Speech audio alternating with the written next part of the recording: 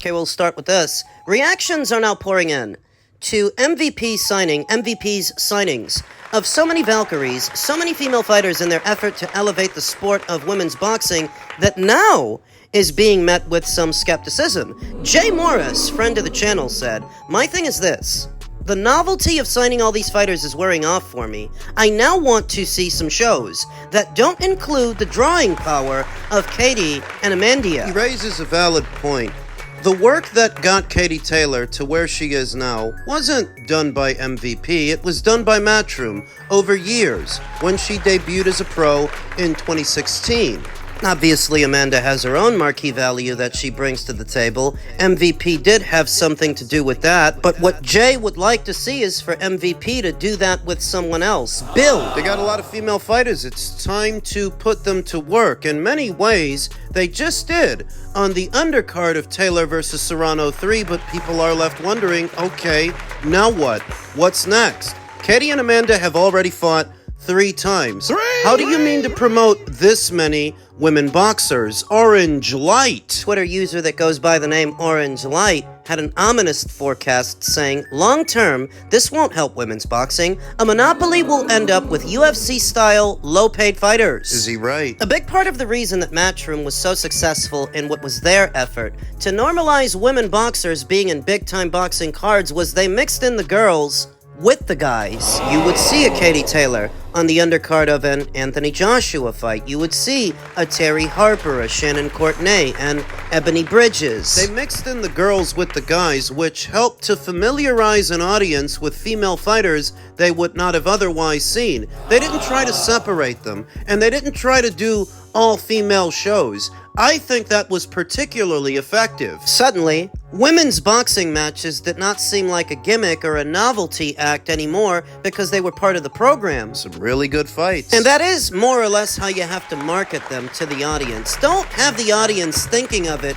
as women's boxing or a women's boxing match, and don't virtue signal. Don't try to guilt trip the audience into watching something from some fleeting sense of virtue. Like you're fighting for a cause or something. It's tantamount to politicizing it, and people don't like that. That you have to do this or you have to do that, otherwise you're on the wrong side of history. You have to remember, people watch boxing to be entertained, so you have to market it as entertainment. No more and no less. People are not here to fight for a cause. They just want to see 2 people beat each other up. And that's the line you have to blur. Perhaps what MVP needs to do is stop branding it as women's boxing and sell it as boxing. Just boxing. Because a good fight's a good fight. Whether it's 2 guys, 2 girls, or 2 squirrels. Good fight's a good fight. They've drawn a good number of female fighters to them on the predication that MVP is the place to be for a woman boxer, where the woman boxer stands to make the most money, and now they are under pressure to keep that promise. Not doubting their ability to do so, only highlighting that the burden to promote women boxers has been taken off of Matchroom, who carried that burden for a long time, to the point where they got other major promotional outfits to start promoting women, like Queensbury for a short while. Boxer, definitely. Boxer was basically trying to duplicate on Sky what Matchroom did on Sky. To a lesser extent, Top Rank tried to follow suit, and Golden Boy Promotions, but Matchroom, for a long time, Matchroom was the flagship promoter for a woman boxer, whereas now it's MVP, and that is why so many women from around the world are flocking to them, but it's for the promise that they will get the best promotion and make the most money while they are there. Will MVP be able to keep up their end of the bargain? I hope they can, but I myself have my own reservations about MVP becoming the flagship promoter for any and every woman boxer around the world. Why? Because of what I told you. A big part of why Matchroom was successful in their effort to promote so many women boxers was because they mixed the girls with the guys. They had the depth of stable to be able to have an Ebony Bridges on a Devin Haney undercard, or a Katie Taylor on an Anthony Joshua undercard. You understand me? MVP comparatively does not have the same depth of male fighters that Matchroom had when they first endeavored into the world of women's boxing. So can they do the same or better than Matchroom did? Because all the girls are going to them. I believe their intentions are good, and they want to promote these girls. They want to take things to the next level, but I do myself question whether or not they can, because some foundations were already laid before MVP was even a thing. Some of the legwork was already done in the women's boxing landscape that MVP is now coming into. We have to see what their contribution is going to be and whether or not they can take things to the next level. I'm rooting for them. I hope they can, but we'll see if they will. Elsewhere in the world of boxing, what the experts think of Turki Alalshikh's no boxing pay-per-views declaration. Las Vegas. Turki Alalshikh's move to declare there will be no more pay-per-view pricing for his future Riyadh season and ring boxing events effective November 22nd has been met by conflicting tones within the industry.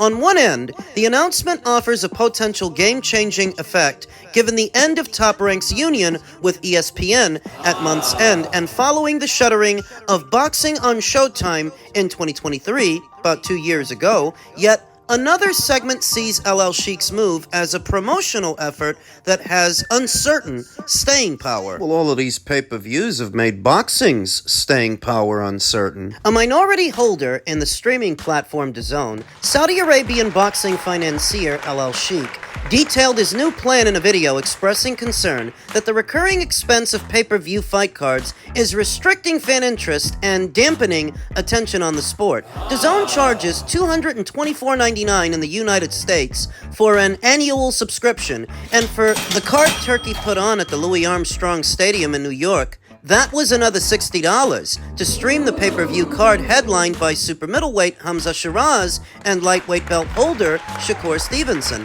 Alalshikh's November 22nd card in Saudi Arabia is set to feature light heavyweight champion David Benavidez versus Anthony Yarde, welterweight titleist Brian Norman Jr. versus Devin Haney, and a unified junior bantamweight title fight pitting Jesse Bam Rodriguez against Fernando Martinez, giving fight fans less costly access to these young, promising champions who have shown a willingness to fight top-caliber opponents is seen as a promising opportunity to boost those fighters' profile and fuel interest in the sport, yet placing their bouts in Saudi Arabia and perhaps airing the fights at a time when college football has the American sports fan transfixed has a self-defeating element. I don't agree with that because that's a presupposition. It relies on the assumption that college football and boxing are competing for the same eyes when they're not. Those are completely different demos, completely different fan bases. The article continues, the model DAZN is under now is the same ESPN has been doing. You have to be a subscriber to the service and you have to buy the fight on top of that, said one industry expert. That obviously has suppressed the number of boxing fan subscribers to the streaming service, as many who sign up for DAZN for one fight can cancel when the fight is over. DAZN has billions of dollars invested in soccer and auto racing, but their boxing business model is undermined by upsells. If you only have 200,000 subs, let's say, how can you do a breakthrough pay-per-view? Let's say the September 13th Canelo Alvarez versus Terence Crawford fight were on DAZN. You'd get a bump in the short term, but you churn it out almost immediately and not do anything to create value for the boxing customer paying $30 or $50 a month. That is the caveat of DAZN as an app, and many apps as a whole, you don't get the same spillover, the same traffic that you used to on a basic cable network from an audience that might just be flipping through the channels and bumps into a boxing match. You really don't get that anymore because the viewing experience is a lot more specific. Industry experts speculate Alalshikh's strategy is to halt the hop-on, hop-off behavior of boxing fans with DAZN by making this level of pay-per-views free. I'm sure the business decision was made by the Saudis because they are investing in DAZN. The future may be that the Saudis own DAZN.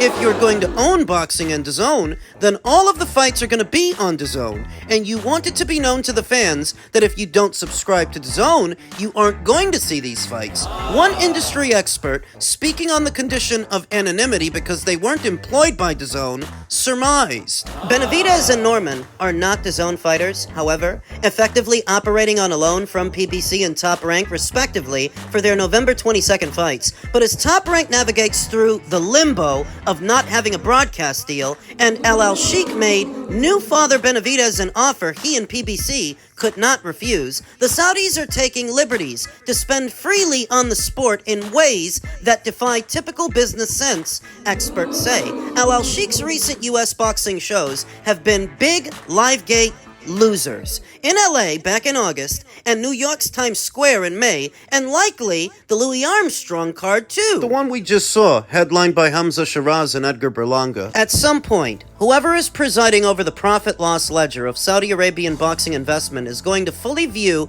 a dramatic figure. While boxing experts fret over the chilling effect of taking major fights to the Middle East and away from the United States and the United Kingdom and Japan, they're throwing their money away and not growing the fan base. What the Saudis are spending on sports is a hash mark compared to the wealth available to them, an American sports broadcast business expert said. They are incredibly wealthy, and the money is concentrated in the royal family. Make a long story short, they can afford it. Look at LIV Golf. I'm sure it loses a shit ton. With no television ratings, I don't think they have a license fee deal. They have hundreds of millions of dollars in player and tournament costs. Nobody's buying tickets. For sure, you couldn't do what they're doing if they were a real business. And there's also the matter of recalling recent history. When DAZN started in late 2018 with a lucrative marketing deal proclaiming pay-per-view is dead, upon signing Alvarez only to ultimately cut short that 11-fight deal and then charge separately for his fights, they couldn't afford to be losing all that money. And even now, if you think for a second that if a fight like Canelo versus Crawford wasn't on Netflix but was instead on DAZN, if you think that was gonna be free, no way, the expert said. This is Turkey spouting off from the seat of his pants, with his little reporter publicist also putting out that the Conor Benn versus Chris Eubank Jr. fight would not be a ring fight. Is that a way to put it on pay-per-view? We don't know what they'll do, but I wouldn't take this as a forever mandate. With Canelo versus Crawford on Netflix, that streaming money will help cover Alvarez's purse, but the other fighters will be paid from the live gate, with any shortfall to fall upon the Saudis, who have entered into business with Ari Emanuel and TKO Group Holdings. Ari Emanuel may be thinking something's going to happen in boxing, and if it all falls to pieces, that'd be great for him to build the sport the way that he wants to build it. Because you can't retrofit it based on where it is now, an industry expert said on the condition of anonymity because of existing business dealings. That was the perspective of somebody who's working within the industry, on the business side of it. Now it's time for the consumer side, because who but the consumer would know what they want from boxing and how the people in it can make it better, make it bigger. Less pay-per-views is definitely the right idea, because boxing as a sport was in fact bigger when there were less box office fights. Why are there so many? The fight is his purse demands. Not exclusive to Turki Alalshikh and DAZN's dealings. In a very general sense, the last 10 years or so, you've seen the American market inundated with box office fights. The reason for it is because the fighters want big money every time they gotta fight somebody good, every time they gotta fight somebody with a pulse. That needs to change. Well, how's it supposed to change if Turkey is regularly overpaying these guys? Some of these guys with these big demands might be filtered out over time. Because boxing happens in cycles, it happens in generations. So the generation of fighters that came after the Floyd Mayweather era, all of these guys got aspirations of making what Floyd Mayweather made. None of them have made it yet. I don't think any of them are going to. So over time, as that generation of fighters go through their careers, they go through their ups, they go through their downs. Maybe some of them start losing, and maybe some of them they start getting older. It would be something that gets filtered out over time. This generation of spoiled fighters and their inflated sense of self, their inflated purse demands, the expectations of the next generation of fighters will have to be based on the market itself and what it has to offer, and not one fighter, just one fighter in Floyd Mayweather. One guy who made ridiculous money. He's just one guy. That can't apply to everybody. We're on the eve of a new era right now. And what do you notice? There are not as many Mayweather clones. Mayweather wannabes. You can expect that to continue. And with it, the inflated purse demands might come down because they're gonna have to be based on something else. It has to be based on what the market has to offer. What about the market? The people in the industry have to work harder to make boxing accessible to more people, because that's when sports are at their best and that's where they're at their biggest. A lot of sports in America are bigger than boxing because they're more accessible than boxing. Boxing effectively made itself a niche sport by tucking so much of itself away in paywall after paywall after paywall. Even worse, that you can't build fighters on pay-per-view. You can't develop the next generation of marquee attractions behind a paywall that stands in between them and the boxing community at large. So emphasis on access and making boxing more accessible. That's the answer. That has to be the focus, in tandem with a regular schedule of regular fights that keep the audience coming back. Though because the medium for this kind of content has changed and conventional cable packages aren't what they used to be. Streaming apps are all the rage, but streaming apps have their limitations. That's a problem. Because you don't get the same traffic you used to. You don't get spillover. Somebody with a basic cable package could have been flipping through channels and bumped into a boxing match and decided to watch it. Whereas now, everything is so specific, the probability of something like that happening is very low. How do you fix that? Boxing has to advertise itself in unconventional places. If what we're talking about is DAZN fighters and fighters on that platform, well, it doesn't make sense to advertise boxing to people that are already subscribed to DAZN. You have to advertise it to people who aren't. So what that entails is doing the rounds on radio shows and popular podcasts. Being active on your social media. As much as I don't like it, it is a marketing tool in this digital era, because you can no longer rely on the built-in audience of a terrestrial network or a cable network, a premium cable network. It doesn't work like that anymore. Everything is a lot more niche, is a lot more specific, and you have to try to reach the people that maybe don't watch boxing to turn them into boxing fans. Well, that's easier said than done. All things are, but one way or another, that's what needs to happen.